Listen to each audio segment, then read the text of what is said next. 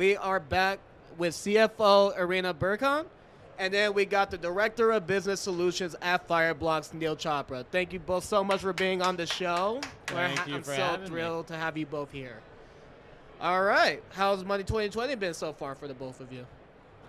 Oh, it's been great so far. First day. It took us a while to prepare this time. I don't know. You guys are pros at this. Yeah, it's been chaos, but chaos in a good way. I think this is my 6th or 7th Money 2020, and wow. It seems to get bigger and bigger every year. And I just love the fact that we've got such a great cross section of different market segments represented. You've got your banks, you have your funds and your VCs, you've got your crypto companies, your payment companies, your fintechs. So just really cool to see everybody coming together in a collaborative way. That's awesome. Let's talk about that real quick. Like, you said you've been here for about 6-7 years at Money 2020. How much has that been changing, like, throughout the years, like from when you first seen it to like how it is now? Well, the partiers are definitely a lot bigger now, Hey. but no, I think just the expansion of different markets and different folks that are coming in, and I think what we're seeing now is just a really big convergence of a lot of these industries. I think you go back 4 or 5 years ago, this concept of like, digitization was really in its infancy, and I think with this and with the expansion of just blockchain and technology in general, you're starting to see this ethos of this new age technology and infrastructure that's really starting to bring these companies together. And now it's, okay, someone might have been my competitor 2 years ago, but now they're a potential partner of ours. So how can we work together to really build this ecosystem together? What were you with Fireblocks the first time you came, or did you come with some others? So I've been with Fireblocks since the beginning of 2021. So I was here last year with them. I was with Ripple for about 4 years prior to that. Okay. And so very much focused on sort of the payment space in that. Before joining Ripple, I was in corporate treasury, so working on the technology and consulting side. And basically my view of kind of this industry and blockchain in general is how can we solve real world problems? How can we take this technology and really deliver utility either to institutions or to allow them to provide differentiated products and services to their customers. Yeah. So I haven't walked around a lot yet today, but I heard there's a lot less crypto companies here this year than last year. I mean, I'm not surprised. I have my own theories as to why. Have you noticed that? Yeah, I would say, to be honest, I think the genesis of this has really been focused around payments. And like for Money 2020, I think the couple of years prior to this have been very focused on payments. It seems like it's somewhat reverting back, but at the same time, in Fireblocks, we actually just announced our new payments engine this morning, where payments companies and payment processors can now take our technology and sort of orchestrate and pay out direct to merchants or receive pay-ins on behalf of merchants in crypto and digital assets. And I think we're starting to see that real life utility in those use cases starting with payments. And I think as we start to evolve this technology, it's not crypto as a market where we see a downshift in the market and all of a sudden there's fewer crypto players here. I think it's really the application of the technology and seeing a lot of the traditional institutions coming in and leveraging the technology and not necessarily crypto as sort of a market or an asset class. Yeah, I mean, one of my theories is, some of the ones that used to come with really, really big booths, unfortunately now no longer in business, whatever you want to say about that. Yeah. Last year we came, I think the first time that we had a booth. So we had our MetalPay product, we talked about Proton blockchain, and people would come up to us and say, hey, I'd like to do this for my business. Yeah. I'd like to do, because this is not a consumer conference, it's a business conference. So we came back and we said, look, we need to have a product, before we go back to Money 2020, we need to have a business product to show everybody. Yeah. And, it took a little bit of time. We launched, like a week ago with our Metal API. But this is what we brought to Money 2020. And I think, when you have the right product to bring, that's the right time to come to this.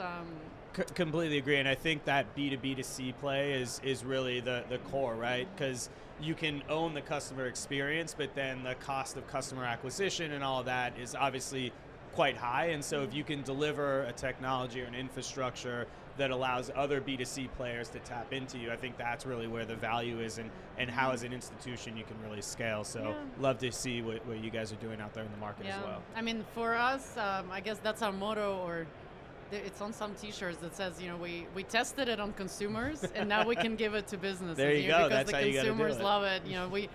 Nobody's going to buy the product if people don't love it. So, and if you have the proof point there to show these institutions that, hey, this has been adopted and it will scale, here's how you can tap into it. That's half the battle, right? Yeah. No, we are very happy with Money 22. I used to, before I was in crypto or in finance, I was in compliance, and I was at a public accounting firm, and then the exciting stuff, right? The super exciting stuff, and I used to hear about this conference, and I'd be like, oh wow, like it would be so cool to go to something like this. Yeah. Then I met Marshall, and he said, yeah, like that's the place I want to go, because that's where all the serious kind of business things are happening. So we're very happy. How's Fireblocks doing? How are you guys? How's your team and everything? It's great. I mean, we've really scaled over the last year and a half or so. So we're up at 600 employees now. Oh, wow. We've got about 1,500 customers. And I think what this sort of pause in the market has really helped out over the last couple of quarters is to really make sure that we maintain a focus on where we're going. And so having that vision strategy for the 5 to 10 year plan, but formulating that into incremental steps of how we get there. So I think you look at the market, and yes, crypto as that market and asset class has kind of slowed down a little bit. I think we're seeing the slowdown in sort of the creation of new companies and some of these other ones that may not exist anymore, but I think it's also given a lot of the traditional players some time to pause and really say, okay, the last 3 years we've been moving at 1,000 miles an hour, just trying to figure out how we get into this space. This slowdown, I think, has let them really figure out and understand what does this mean for their business and what should they be doing next. So from my perspective, focused very much on more of the traditional space. I think it's been a blessing in disguise. Obviously, nobody's going to cheer about what's happened in the market, but at the same time, I think it's helped to filter out a lot of the bullshit that's been in there, been in the market for a while, and I think we can now focus on building with everybody that's left, which is really exciting for me, because you need to get rid of the noise before you can really get the scaling of the adoption. Yeah, I mean, for us, it's very similar. I mean, I wish we had a little bit of a warning, but of course nobody ever warns you about stuff like that. Yeah, I mean, who could have foretold everything that's happening in the world right now? It's just, it's insane. So we, Fireblocks kind of really grew up really fast. You guys went from like, I wouldn't say nowhere. You didn't come out of nowhere, but you went from I was 0 to 100. I was employee number 70, I think, in January, February last year. We're up at 600 now. 100 customers at the beginning of last year, 1,500 now. So to say that would probably be an understatement. But I mean, it's the growing up has been obviously it's been tough, but exciting at the same time, and just using it as an opportunity to make sure that again we can remain focused on what our strategic vision is, where are we looking to bring the company, and sort of how do we make sure that we get there in an efficient way. Yeah, I mean, we're looking at a lot of that too. We see kind of everything as a blessing in disguise, right? So we had to really reevaluate all of our partners, and we had to say, look, we have to stick to our knowledge, stick to our values. We shouldn't offer products that we don't believe are the right products for consumers, that are too risky, that regulators don't understand. And we said, maybe we will be a couple steps behind if we don't jump on every bandwagon, but we shouldn't jump on every bandwagon. And as soon as we said that, some of those bandwagons really fell apart. So, I was saying to you earlier that, we're here mostly reconnecting with the partners. Kind of, you got to look everyone in the eyes and see, make sure that everybody's still aligned, not just with technology, but with their future and Yeah, I'd say kind of the regulatory alignment too. Yeah, I think it's this concept of like all boats rise, right? So if you can enable your partners, your customers to really grow and scale, that allows everybody to kind of benefit from that. And I think spreading yourself too thin is very important to avoid, right? And so making sure that you're focusing on those core competencies is very, very critical, because if you try to spread yourself too thin, then you're not going to do anything well, right? Yeah. You can do everything pretty good, but you want to make sure that you can excel and really sort of get deeper into that. Yeah. Irina, real quick. So just kind of building off of the reevaluating and using a lot of these events and just to be able to meet back with partners and make sure that everything is still realigned and squared away. Do you feel like that is more important than ever, especially since with the nature of crypto, of course, things changing at like a more rapid pace. One day in the regular world, it's like 10 days in crypto. Do you feel like that's more important to do these days? Well, I think it's a little bit of crypto and a little bit of COVID, because we used to have, when I started at Metal, we had this beautiful office, and we have our own inside story. Yep.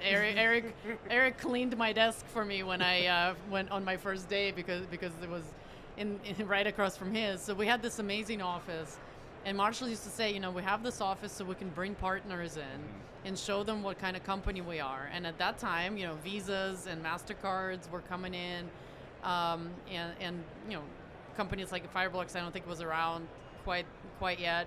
But he said, you got to bring the partners in, you got to look them in the eyes, you got to go for, the beers down the street. And now you can't do that. So you really don't know. So there are a couple of people that are, thankfully no longer in the industry that I think if we had met in person, or if people met in person, they would have known that this is not the right. So I think it's a little bit of COVID and a little bit of, crypto moving so fast. But banking isn't moving that fast. So we have our COO who comes from Northern Trust. We have our banking executive from BNY Mellon. Their friends are looking at them like, I don't know, like, what are you guys into?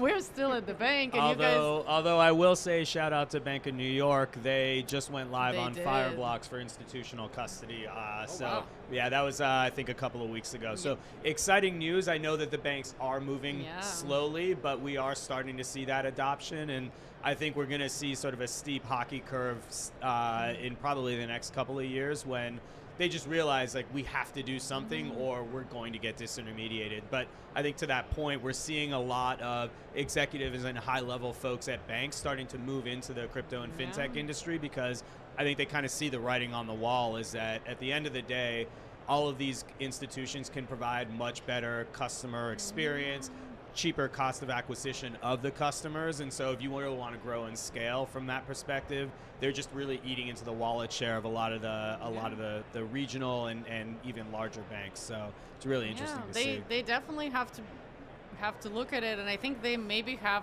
been waiting out to see who's going to survive and who's not going to survive. And we're ready for them. You guys are ready for them. Yep.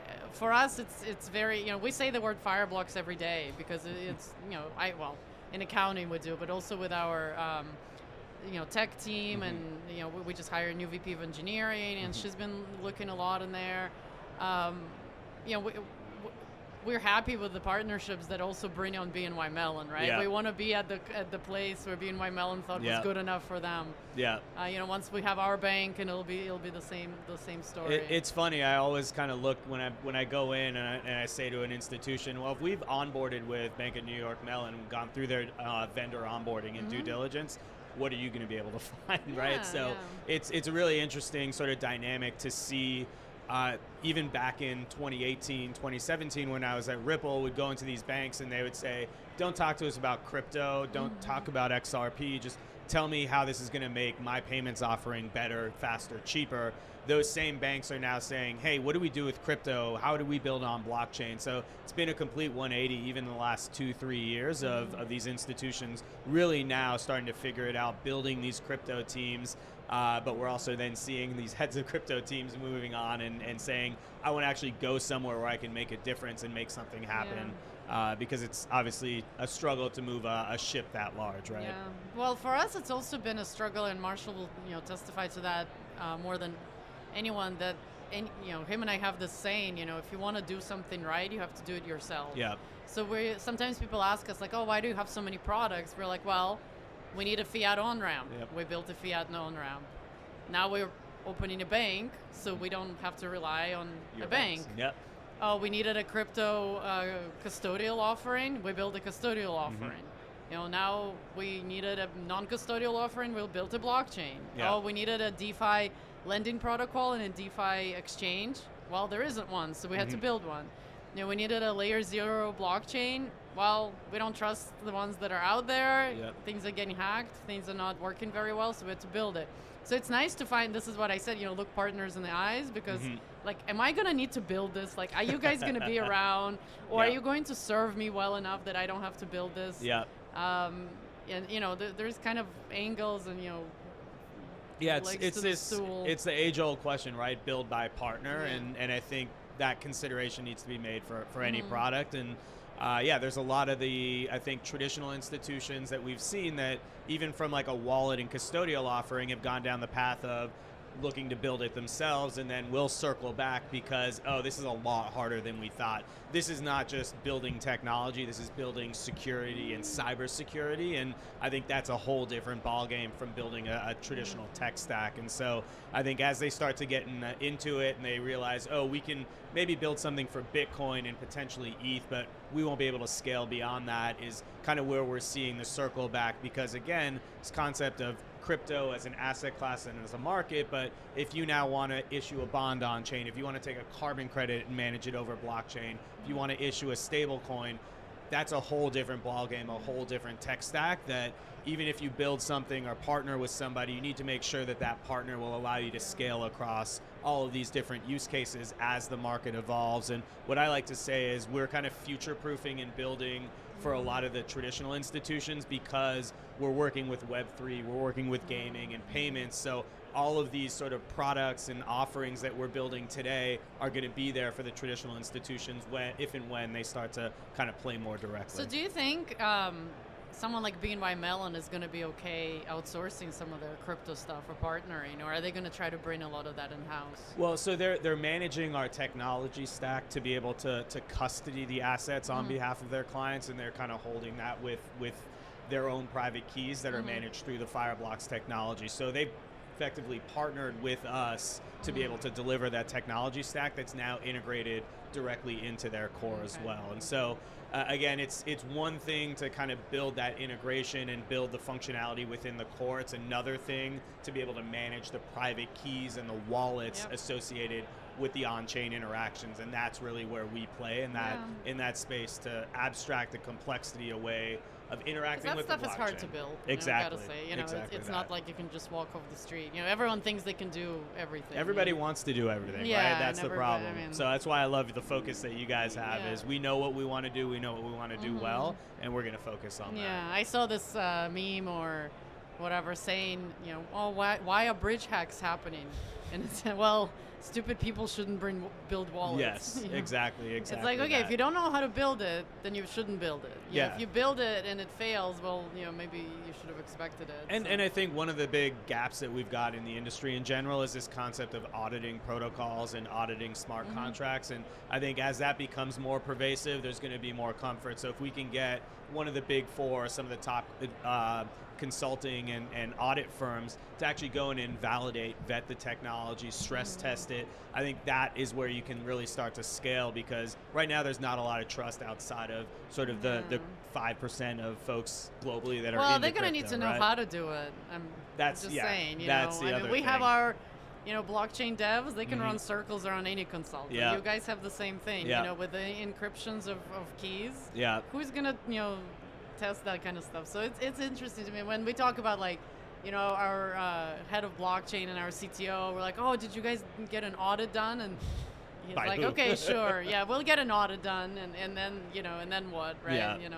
So it's kind of like business development and marketing, right? Who's going to do better than what you already have? It's the audit, it's the compliance, it's the regulation. Who knows when the hell we're going to get any of that, but hopefully soon, because I think that's stifling adoption as well. So it's an interesting landscape that we're living in right now, and hopefully we get some more clarity in the next year or so, but I think that's anyone's guess at this point. So are you guys, like, when you look at your hiring plan, are you hiring devs? Like, what's your... Yeah, I know you guys acquire companies, you know. Yeah, all over the so world. yeah, related to the payments announcement from earlier today, we did an acquisition of First Digital earlier this year, who really drove the development of our payments engine.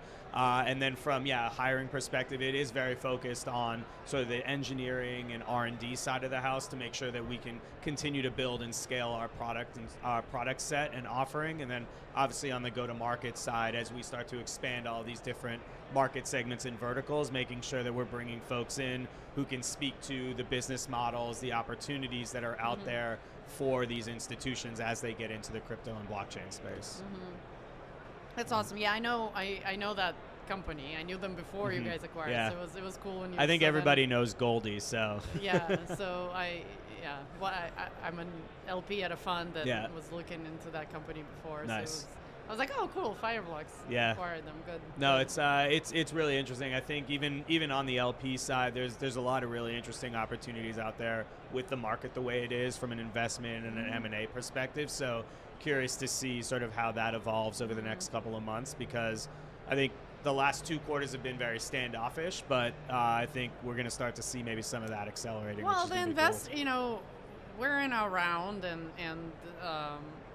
you know, we've raised money, and we upped our valuation, you know, pretty significantly. Beautiful. And you know, people are coming, and you know, we just had the podcast before this one. We had our investor, you know, telling Marshall why he's, you know, in us.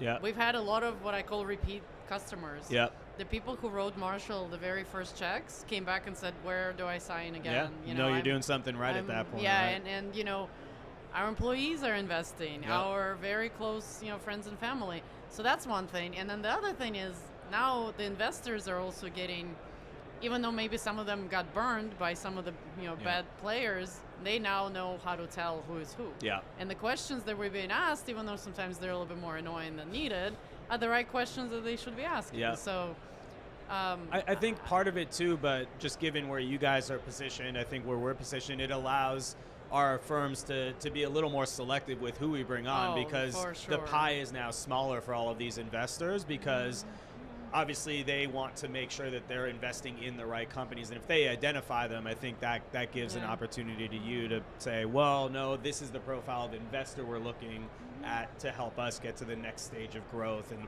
partner more than just an investor. I definitely like seeing that and saying that, and you know, as a CFO, I like to say no. No, we don't. I wouldn't say we say no, but we definitely look at who would be the best.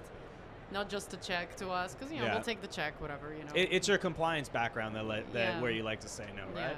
Yeah. Well, we have, I'm now on the other side, so we have a compliance officer who, you know, his job is to say no. But we train him that we're also a business. Yeah, you know, we have to Marshall move now forward. coined the phrase, we are in fact a business. Yeah. And that goes towards people who complain when we charge for our products. Yeah, which, well, that's you know, hey, people. You don't realize, people need to make money to continue to build, right? I mean, you know, Eric and I live on, you know, love and air, but sometimes we like to eat something, you know, once in a while. But we, you know, we're selective, but we are a business. Yeah. So we really have to be careful what we do. Yeah. And it's just like providing transparency along the way. Like there's a reason why these are in place, and more often than not, people, I don't want to say follow suit, but they understand. And those are actually understand and respected. They just know how it works. Yeah. Generally speaking. Yeah. No, that makes sense. Yeah. So, Neil, you mentioned earlier that y'all launched and made an announcement about what's next. What's next from there? Does that make sense? Yeah. No, I can definitely shed a little bit of light there. So, I mean, personally, again, I'm very focused on sort of the traditional space and a lot of the funds, banks, and asset managers. And I think for me, tokenization is very much top of mind. So bringing real world assets on chain. And I think we're starting to see some real world use cases, very simply put, stable coins. So the tokenization of fiat is sort of the baseline there, but bond issuance on chain, looking at carbon credits, bringing them on chain. I think there's a lot of different applications, again, of the technology, and I think what we're seeing is these institutions really starting to buy into it. And it's not only the banks, but it's also the asset managers, it's also the exchanges. I think some really, really interesting news from a couple of weeks ago, KKR and Securitize partnering to tokenize a KKR fund, which I think if you think about access to private funds and the hurdles that you need to jump through, accredited investors, going through your wealth product offering, et cetera, this just gives a whole new sort of layer of access and distribution to a lot of these funds that they've never really had before. They don't onboard retail customers at scale, but if you can get distribution through different platforms by tokenizing these funds, I think that opens up a whole nother layer of access and liquidity that has otherwise not been available. And I really think that that's sort of the general ethos of blockchain, right? Is this democratization of finance and giving accessibility to really everybody for financial products and services. Yeah, and the regulation around that, I think, is evolving. Maybe it's a little bit more ready for it. I think some countries more than others. Yeah, not going to name names, but exactly. I think so. You look at Germany and Switzerland; they actually have regulations in place and a process for an issuer to actually issue an asset on chain and distribute it and custody it. Obviously, we don't have that here in the U.S., but I think there's a handful of countries globally that are really exploring and understanding what this is. Central banks setting up sandboxes for banks and other institutions as well. So I think it's going to be generally evolving over the next couple of years. But what I'm concerned about is sort of this fragmented regulation geo by geo, because we're a global economy already, right? We're seeing that in the world today with all the macro stuff that's going on. And if you have different regulators looking at crypto and blockchain products in different ways, it's going to stifle the global adoption. So I think that's something that we're going to have to get over. How that happens, anyone's guess. But well, I think also there is a lot of education still to be done. Yeah. Because we, as we saw with stable coins, what is a stable coin? And a lot of people really misunderstand. Yeah. And, unfortunately got hurt by that. But, even people who are in the industry, there's still a lot of misunderstanding of what crypto means, what blockchain means, what's a stable coin. How do you build a stable coin? How do you audit a stable coin? Yeah. And then, from stable coin, you can say anything, right? From money, you can, tokenize anything. We have a company that's building on the Proton blockchain carbon credits. Okay. Yeah. And the guy who runs that company, no technical experience. He's the guy who produces the offsets. Yep. And then he kind of saw, he's like, look, the industry is so unregulated that I needed to be on chain, and he understood what that means, to bring regulation to my industry. Yeah. So using blockchain, using tools to bring regulation to other industries, including financial services, you know, KYC on chain. We talked to digital identity, digital things identity, like that, tracking different things through blockchain, carbon credits. He said like some of these guys are writing them by hand on a napkin. Oh, the carbon markets are absolutely insane, and everything I've read up on them about like the last year or so, it's just ripe for disruption. And the thing that I love about that market is because there isn't legacy infrastructure in place to displace, it's just bringing this new technology to the market. And so I think we're working on like 5 to 10 different carbon projects globally, and I think next year we're going to start to see that increase exponentially. So exciting, because I think there's so many different applications for blockchain. Do we need it for private equity or for public equity markets? No, I don't think so. Like, they're efficient enough as is. But if you look at some of these other more nascent markets, that there's a lot of opportunity for disruption, and that's kind of where I'm focused on, especially as we sort of go into next year and see all these institutions trying to figure out exactly how does this play with their existing operations, their existing technology stacks. And I think something really interesting I've heard over the last couple of weeks is we know regulation's not there, but we can't wait for regulation to start. We need to do that now so that we can flip the switch once we get the green light. Otherwise, we're 2-3 years late and have to play catch up. Yeah, well, I mean, chicken or the egg Yeah, problem, exactly. right? It's, but we'll build it. We keep building. Yeah. It's gonna, whether we launch it and how we launch it, that's gonna matter. But Oh, that's awesome. I mean, I'm glad we're here. I gotta walk around, come Yeah, come you gotta, see you yeah, guys. And gotta grab some swag. Hopefully, Yes. there's some I have a hoodies or lot of- sweaters somewhere because it's freezing in Vegas. You Yes, knew that it is. happened. yeah, we had some. I skied in my Fireblocks sweater once. Nice.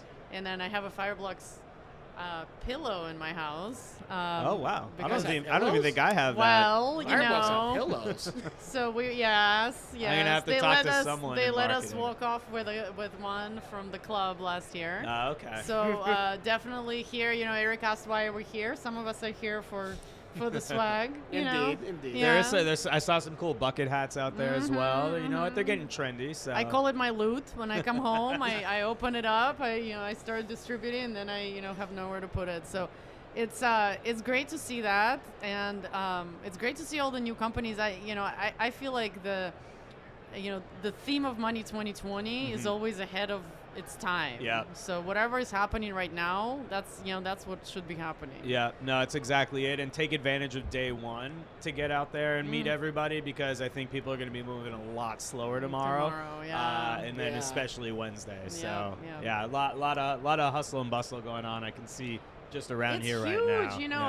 I walked in yesterday. We were setting up, and I saw our booth right away. And then today I walked in, and I was like, how did this all explode? Yeah. Yeah. I walked in yesterday. There were no carpets down even. And I was like, how are they going to get this ready for tomorrow morning? But they did it. No, so it's great. looking It's great. great. I know, I agree. It's kind of like how Rogue wasn't built in a day. Like, I was here yesterday, and I thought the same thing, and that's why I kept getting lost trying to find our stand. We all made it though. We all Yeah. made it, and we're here, and we just had the most awesome conversation. So I want to thank both Irina and Neil for taking the time to hop on Metallicus Live at Blockchain Beach. Thank you Thank you very so much. much. Appreciate it. Thank you. Great to Thanks be for here. coming. Hey, it was great to have you guys here.